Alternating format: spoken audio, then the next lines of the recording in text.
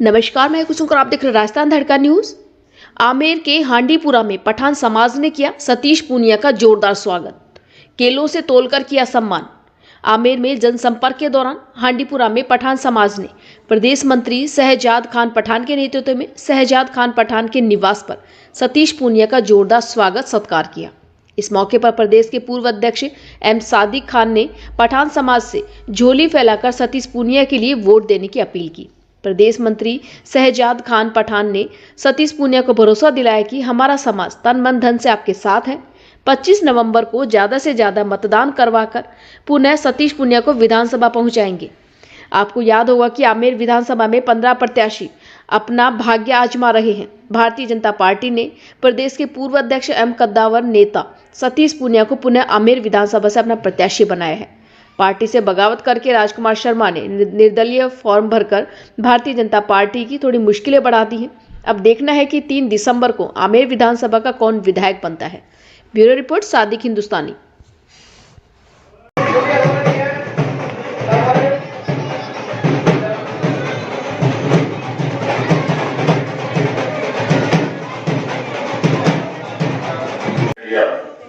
यही कारण था कि आपके उस वोट ने मुझे केवल विधायक नहीं बनाया, दुनिया की सबसे बड़ी पार्टी के प्रदेश अध्यक्ष बनने का भी सौभाग्य दिया।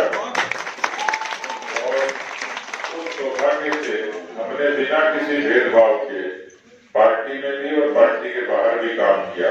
कोरोना जैसी महामारी थी, देश के प्रधानमंत्री सब यही कहते हैं, सबका साथ, सबका विकास, सबका विश्वास और सबका प्रयास।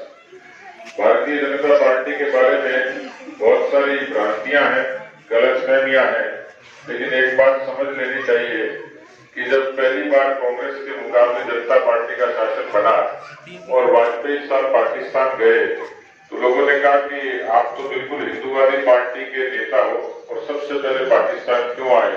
तो उन्होंने दिलीप कुमार की फिल्म का गाना दोहराया कि आदमी हूँ, आदमी से प्यार करता हूँ। तो इंसानियत का रिश्ता ये सब रिश्तों से बड़ा है। भारतीय जनता पार्टी में कोई भेद होता तो एपीजे अब्दुल कलाम साहब देश के राष्ट्रपति नहीं होते। वाजपेयी जी ने उनको देश के राष्ट्रपति के रूप में नामित किया, क्योंकि एक सच्चा देशभक्त मुसलमान जिसने भारत को परमाणु शक्ति संपन्न बनाया, उनकी प्रतिभा के बूते पर इस जमहूरियत के सबसे बड़े नेता और मुखिया बने। इस देश में सभी तरीके के जाति, पंथ और मजहब के लोग रहते हैं, अपनी इबादत करते हैं, अपना रोजी रोटी कमाते हैं और इस मादरे वतन के लिए वो काम करते हैं। हम सबका फर्ज है कि जिस सरजमी पर पैदा हुए उसका फर्ज मानकर उसकी सेवा करें। और इसलिए लोकतंत्र में कोई भेद नहीं है, सबका एक वोट है, वोट का अधिकार है। और उस अधिकार में कई वर्षों तक ये धारणा चलती रही देश में कि एक पार्टी को राज करने का अधिकार है, एक खानदान को अधिकार है। पार्टी छोड़िए, खानदान भी नहीं छोड़ा और आज भी उन्हीं की छाया में पार्टी चलती है। लेकिन कई बार मैं देखता हूँ लोग जब विकास की बात करते हैं, मांग करते हैं, तो कहते हैं कि हम 50 सालों से पिछड़े हुए हैं। इस पिछड़ेपन का कारण क्या है? क्योंकि उन लोगों ने वोट बैंक समझा, उन्होंने इंसानियत की दूसरे नजरिए से देखा ही नहीं। मैं इतना कह सकता हूँ कि हमारी पार्टी, हमारा संगठन हमें संस्कार देता है कि हम सबको साथ लेकर चले। आज प्रधानमंत्री जी की नीतियां हैं, जनधन के खाते खुले तो सबके ही खुले, हिंदू मुस्लिम सबके बराबर खुले। आवास की योजना हुई तो सबके लिए हुई, उज्ज्वला का गैस कनेक्शन मिला तो सबको ही मिला, यदि कोरोना के टीके लगे तो सबको ही लगे। हिंदुस्तानी जयपुर से आज हम आमेर विधानसभा के क्षेत्र में हांडीपुरा मोहल्ले में यहाँ पर उपस्थित हैं।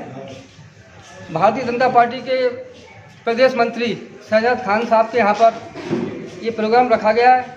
यहाँ पर आमेर के पूर्व विधायक और वर्तमान में जो प्रत्याशी हैं भारतीय जनता पार्टी के, उनका ये अभी यहाँ पर कोई कार्यक्रम होने जा रहा है। हमारे साथ में मौजूद हैं प्रदेश मंत्री शहजाद भाई। सर, आज के जो आपका जो कार्यक्रम हो रहा है उसके बारे में क्या उद्देश्य है इसका?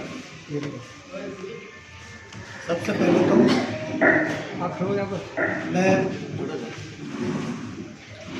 पहले तो मैं मीडिया को धन्यवाद देता हूँ कि उन्होंने आके और हमारी बात सुनी।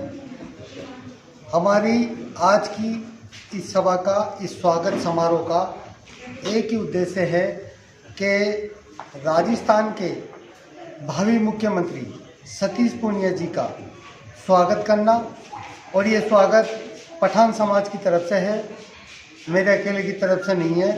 और सतीश पूनिया जी इतने अच्छे इंसान हैं कि हमने देखा कि आमेर में पानी की कमी थी, वो बीसलपुर का पानी उन्होंने यहाँ की जनता की समस्या को देख के बीसलपुर का पानी मावठे में ला के छोड़ा, जिससे कुएं बावड़ियों में जल स्तर बढ़ा और हर गली मोहल्ले में लाइनें बिछवाई पानी की।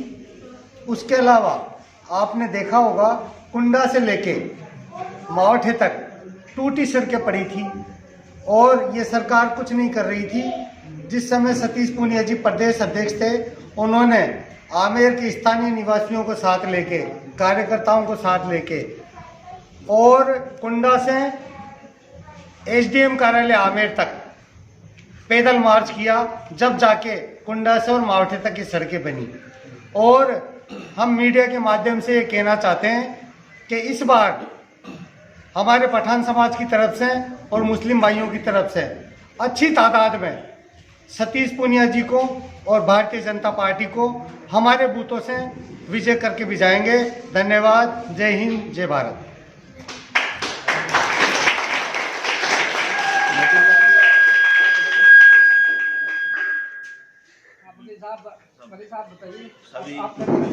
First of all, everybody who is coming here with my heart, you're welcome.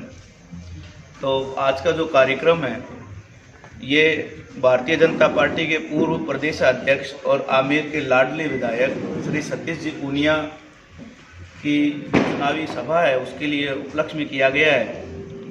और आज की सभा में मैं आपको बताऊं कि ये जो पठानों का मोहल्ला है, पठान तो खैर everybody know that Pathan is known for it's a martial cop. ये लोग जबान के सच्चे और पक्के हैं। और आज के इस कार्यक्रम में बहुत सारे पठान युवकों ने भारतीय जनता पार्टी की सदस्यता ग्रहण की है और करेंगे। और सब लोगों ने ये प्रण लिया है कि सतीश जी पूनिया भाई साहब को भारी से भारी मतों से जिताकर राजस्थान असेंबली में भेजेंगे। अब बात करें राजस्थान विधानसभा के आमेर विधानसभा क्षेत्र के लाडले विधायक सतीश जी पूनिया के कामों की, तो इन्होंने बिना किसी भेदभाव के, पक्षपात के करीब करीब सभी आमेर के क्षेत्र में विकास कार्य करवाए हैं। बात आ गई पानी की, तो पानी की जो योजना है वो केंद्र सरकार की योजना है। मैं आपको बताऊं बात, केंद्र सरकार ने श्री नरेंद्र मोदी जी की योजना है और अटल बिहारी वाजपेयी जी के समय से चली थी कि नदियों को जोड़ेंगे हम, और नदियों से जोड़ने के बाद में जिन इलाकों में बाढ़ है तो उनके पानी को इधर शिफ्ट कर देंगे जहां पर कि सूखा है।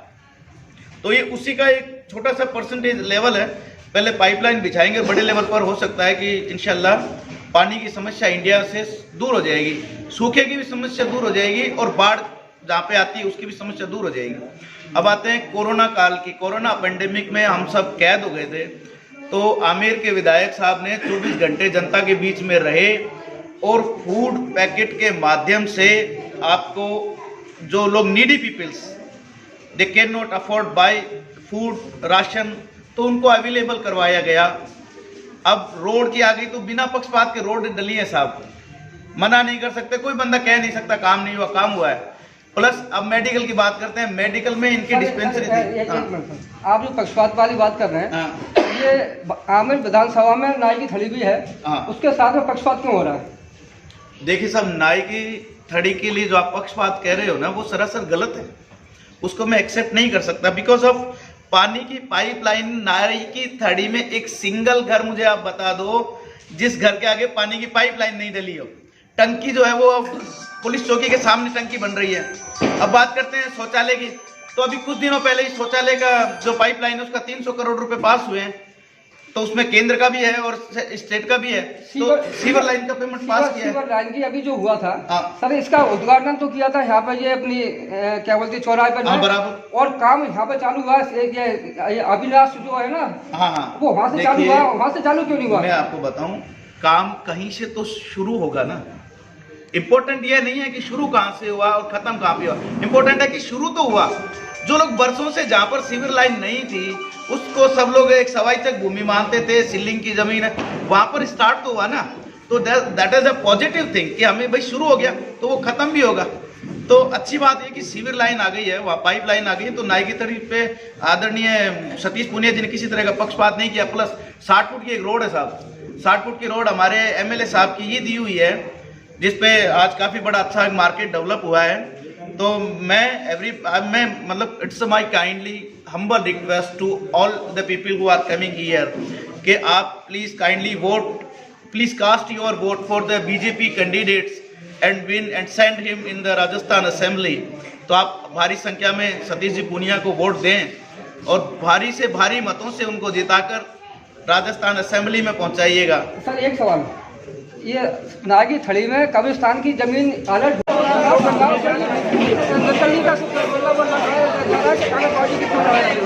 ये जो फाइट हो रही है आपकी, ये नकली से हो रही है कि कांग्रेस पार्टी हो रही है?